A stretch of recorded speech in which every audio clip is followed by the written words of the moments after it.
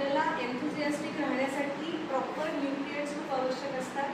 तर त्याचा diet guidance तुमच्या वर्क कल्चरनुसार तुम्ही कशा पद्धतीचं काम करता, हेवी वर्कर आहे, लाईट वर्कर आहे, त्यानुसार तुमचं बॅलन्स डाएट कसं असावं याच्याबद्दल निलिमा गाईड करणार आहे.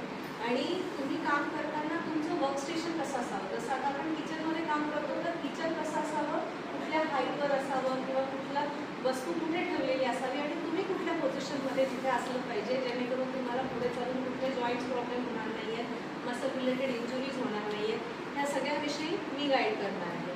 अवयव गुणवत्ते त्याला आमचं स्टँडिंग पोस्चर आणि ऑर्गोनॉमिक्स म्हणजे तुम्ही ज्या ठिकाणी काम करताय त्याची अरेंजमेंट कशी आहे त्याला ऑर्गोनॉमिक्स असं म्हणतात. तर मग हे कसं असावं आयडियली, जेव्हा आपण 2-2 तास 4-4 तास किंवा 8 तास 12 तास IT प्रोफेशनल तर 12-12 तास लॅपटॉपवर काम करतात. तर मग जेव्हा आपण एवढ्या लॉंग ड्युरेशनमध्ये एका पोझिशनमध्ये काम करतो तर ती आयडियल पोझिशन कशी असावी ह्याच्याबद्दल तुम्हाला जे गाईड केलं जाणार आहे ते ऑर्गोनॉमिक्स आणि पोस्चर या हेडिंग खाली गाईड केलं जाणार आहे. आता मी इथे एकदम एक छोटा नमुना